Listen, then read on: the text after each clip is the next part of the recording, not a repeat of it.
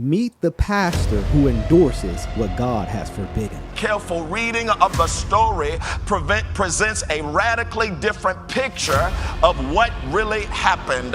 And what we discover is that the view that Sodom and Gomorrah were destroyed because of male homosexuality stems from an error that people make about the gender of the people involved in the story. But let's talk about it here at All Things Theology. Cue my theme music. All things theology, all things theology. We chop it up properly without an apology. Gotta get that doxology to God, hallowed be, cause this is how we do it at All Things Theology. Yo, grace and peace. Welcome back to another episode of All Things Theology, where this is your host, K-Dub. Today, look, we're going to be talking about Delman Coates, Pastor Delman Coates.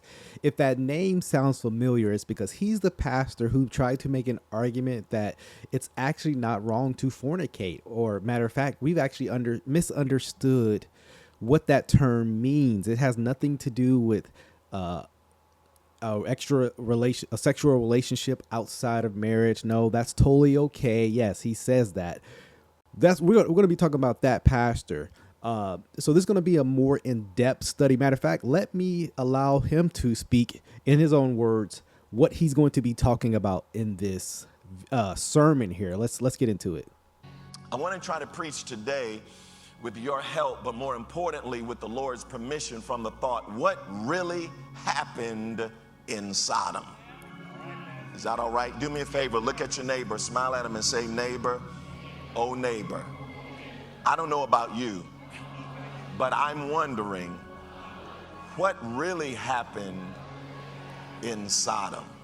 Come on, put your hands together and give the Lord praise today. Couple of things we see right there. One, claiming to be from the help of the Lord. So this is a sermon that the Lord actually gave in some sense, but we're going to see. So we're diving into the text of Sodom and Gomorrah, Genesis 19. If you think he's just going to twist this and completely say what you think he's going to say, that's exactly where he's going. But I want you to listen to his language, just the secular worldview that this man has adopted. Let's check this clip out. I just want you to listen here. This is particularly the case for Christians who identify as LGBTQIA+. That is the acronym that refers to the wide range of orientations and identities that fall outside of the heterosexual or what is called the cisgender identity. For many in the Q+ community, church is not a place from which they receive healing. It is a battleground for their spiritual and emotional survival, as many preachers, Christians, and podcasters use the Bible to further their baseless, biased, and unsubstantiated positions. So there's going to be clear from this sermon that if you believe that same-sex relationship is forbidden in Scripture, you just have a bias. You're just actually operating out of your hate, and you're using misinterpreted Scripture to demonstrate that. That's clearly his viewpoint, and he clearly doesn't like the people who push back from podcasters who responded to his first sermon that went viral. Matter of fact, this is a sermon series to address the clobber passages, that text that address homosexuality. He's going through a whole sermon series to try to dispel that notion. And he's starting out with one of the first instances. I would actually argue you can even go back to the garden, but he's addressing one of the first issues where this same-sex relationship is explicitly condemned in Scripture. And so it was very interesting, but I mean, notice the adoption in this language, right? He's already full 10 toes down accepted this, right? It's unfortunate to see, but I'm going to play this next clip to see how he speaks to people who have a different ideology. It's very funny. He talks about how, you don't have to come to the same worldview. I just want you to think about the things. But it's funny, if you don't think like he thinks, he essentially thinks you're a dumb idiot, back tooth, one tooth, Alabama living Christian. That's kind of how he thinks of people who don't adopt his same worldview, which is very interesting. But don't take my word for it. Listen to this. They want Q+ people banned from marriage rights excluded from military service, denied access to health care, denied access to government programs and educational grants. And they rationalize it all by hiding behind 6 passages in Scripture that I would suggest they misread, misinterpret, and misapply in the name of God. I have struggled in preparation of this message not to call out and to name the preachers and the podcasters that have used their platforms to distort my views and to disparage my record. But for this message, I have decided not to dignify these misinformed, unlearned miscreants. So it's very clear, right? Boy, ain't no way, boy. Boy, ain't no way, boy. It's very clear, like, hey, if you disagree with him, you're just this unlearned Christian, this unlearned Bible. You know, he's the Bible scholar, and you're the unlearned person. Funny enough, he says he's not going to call out names. He did call out names in this sermon. He called out John MacArthur and a Bible scholar, Robert Gagnon, he's done excellent work on this subject. If you're struggling with this issue, I definitely recommend you go check out Robert Gagnon's resources. Very extensive and addresses a lot of the arguments he brings up in this video. Again, just very interesting, right? So let's actually get into the text in a bit, because the first half of this sermon really had to do with like telling stories about how Christians have not been as gracious, have done like terrible things. And look, okay, yes, that has happened, but that doesn't mean it's okay, because I mean, Christians have mistreated sinners, you know? And so that's a lot of like the emotional starting point. But let's actually get into the text right here, because he's going to read Genesis 19. I want you to kind of see his argument and we can address it there. But a close and a careful reading of the story presents a radically different picture of what really happened. And what we discover is that the view that Sodom and Gomorrah were destroyed because of male homosexuality stems from an error that people make about the gender of the people involved in the story. So I want you to see a couple of things. What really happened at Sodom and Gomorrah? I mean, that already starts from a standpoint that we have been misinformed. And it actually, if you read the text, according to Delman Coates, Dr. Delman Coates, you actually don't understand the gender. We're going to address that in a bit, because this man struggles with semantic range of meaning. He assumes his assertion and argues from that. A bit of special pleading, but let's listen to this, because he says the characters were not all male.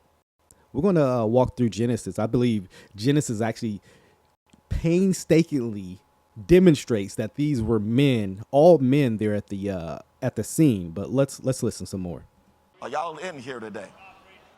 Most commentators and interpreters assume that both the crowd and Lot's guests were male because they see the English words men in verses 4 and verse 5. But before they lay down, the men of the city, the men of Sodom, both young and old, all of the people to the last man surrounded the house. And they called to Lot, "Where are the men who came to you tonight?"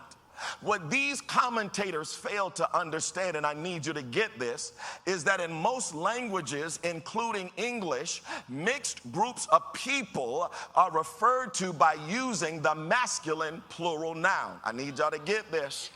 If, for example, I see a mixed group of people consisting of males and females, it is not uncommon for me to say something like, "How are you guys doing?" Now, let me give you a helpful, I guess, tip. What he's saying is true. When there generally is a mixed group of people, they are addressed in the masculine. You know, this is often done in the Hebrew. It's often done in the Greek as well. That is true. Well, the problem is, I think if we look at Genesis 19, which let's do that, I think there's actually a better argument against this. And because what his argument does is assumes we actually don't know who was involved, right?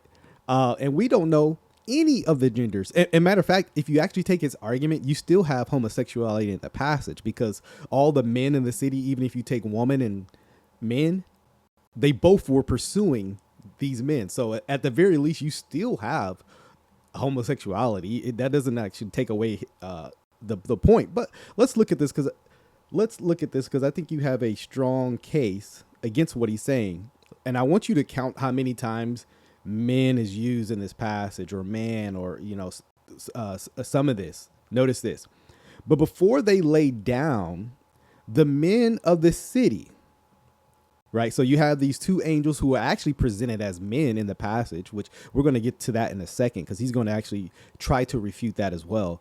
But before they lay down, the men of the city, the men of Sodom, it's like clearly trying to tell you through this passage that these are men, both young and old. So young and old of the men of the city, all the people to the last man surrounded the house. I mean, just in this one passage, you have at least three references to men, masculine, in the passage.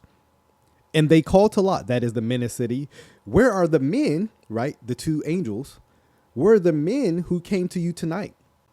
Right. And those are the two angels. I believe in this passage presented as men. We'll address that in a second. Lot went out to the men at the entrance. I mean, just clear reference, right? Shut the door after him and said, I beg you, my brothers, do not act so wickedly. Behold, I actually think this is a strong point right here too. I have two daughters who have not known any man. Right. So here's a couple references why I think this is actually men that are being at the door as the men of the city, actual men, not just a generic humanity people group. And matter of fact, I think a better Hebrew term that would be used if it was just trying to say it's just mankind and people and it's trying to be vague about the gender, a better term would be Adam, which would be mankind, right? People groups, right? Not just the term, that Hebrew term ish that is used in the passage, but nevertheless. So Lot actually, don't go after these men. I have two virgin daughters, right? They have not been promiscuous in any way. So instead of going after the men, Lot presents his daughters. Now, again, we can argue about whether this is wise or not. I don't think it was wise. Nevertheless, this is what we have, right? Right. And there is actually another passage, funny enough, in Judges 19, where you have a very similar act as well. And you know the passage where they cut up. He actually provides his concubines. Again, you have a very similar passage there where it's painstakingly offering men of the city. Men are trying to do these heinous acts against another man. Right. And so that would be my argument against what he's saying. Again, he's going to go a little further. Let's actually get back into this. Let's get back into this. Let's hear his next argument for why further these are not actual men. The angels are not men. So not only do we misunderstand the composition and the gender of the mob by presuming it was all male, I want to suggest to you today that we also have no reason to assume that Lot's guests or his visitors were male either. Look there in verse 1. Verse 1 clearly says that they were angels. And so because he says, see, they were angels, that means this was not actual men in the pastures. I think there's a couple problems with that. One, the Bible, I believe, presents angels. Now, he tries to read a passage in Zechariah for female angels. I think he misreads that passage. But the Bible overwhelmingly argues that angels are presented in a masculine, or at least appear as masculine figures, right? But, another argument is that even if they weren't men, the people of the city thought they were men. And I actually believe, matter of fact, before I get to that, let's actually start from verse 1. It says, the two angels came to Sodom in the evening, and Lot was sitting in the gate. When Lot saw them, that is the angels, he rose to meet them, bowed himself with his face to the earth. I actually think there's a strong case that one of these angels is the angel of the Lord himself. If you go back in Genesis 18, the Lord appeared to Abraham saying that he would actually destroy the city of Sodom and Gomorrah. So that's a very interesting language. There's a whole theology of the Christophanies, that is a pre-incarnate appearing of Christ, right before, obviously, the incarnation. And so I actually think that's actually what you have here. I think there's a strong argument for that in the cohesiveness of this passage. So let's keep going on. He said, "My lords." So he addresses them by a masculine term, right? My lords, right? Not ma'am, not hey, generic, human group, but he acts in a masculine term by calling these angels lords, even furthering the case that they are presented in a masculine either form, or angels are masculine themselves, right? "Please turn aside to your servant's house, spend the night, wash your feet, that you may go rise," right? So that's why I believe that he's actually wrong about the point he's trying to make, that, we actually don't know. Essentially, he's saying we actually don't know specifically the gender of anybody here. Okay. And so that's his argument there. But I think that sufficiently addresses that. No, actually, they are presented in the masculine. But if you're going to deal with what I call, what's been called homosexual apologetics, you're going to have to deal with this passage. Often they go to say, look, this has nothing to do with homosexuality. Is why Sodom and Gomorrah was destroyed. Actually, they were only being destroyed because of pride, and they weren't taking care of the poor. So let's actually deal with that for a second. So not only let's get this clip up here. Let's check Ezekiel 16. people, if the prophet Ezekiel, church, were preaching for us today, he would tell us exactly what the sin of Sodom and Gomorrah was about. The preacher and prophet Ezekiel says in Ezekiel chapter 16, he says, "Now this was the sin of your sister Sodom. She and her daughters were arrogant. They were gluttonous, overfed, and they were unconcerned. They did not help the poor or the needy." Y'all not in here today. The preacher Ezekiel says that the sin of Sodom was that they were haughty and committed abominable things before me. Therefore, I threw them out, as you have seen. According to Ezekiel, Sodom was destroyed because of their pride, because they were a prideful nation, because they thought that God made them better than everyone else. They were destroyed because they were rich and overfed, and they cared nothing about the poor. What really happened at Sodom was indifference and social violence against the vulnerable stranger. What really happened at Sodom was cruelty and injustice and an abuse towards those who are weak, defenseless, and who were in danger. The destruction of Sodom serves as a warning against any nation that seeks to control and to violate and to deny the inherent agency and personhood of other people. This is not a text about policing people's consensual, intimate choices. So you've got it all twisted. This has nothing to do with what you thought it was doing. It's amazing how you can read the verse and still get it wrong. I want you to actually look at that passage in Leviticus, Ezekiel, and he read it, right? But only half of it went into his thought, right? "Behold, this was the guilt of your sister Sodom. She and her daughters had pride, excess of food, and prosperous ease, but did not aid the poor and needy." And yes, not a big shock. They had a whole bunch of things wrong. It wasn't just same-sex relationships that was wrong. They did a whole bunch of stuff that was wicked and evil, right? No question. They were haughty, right? So on top of that, they were haughty and did an abomination before me.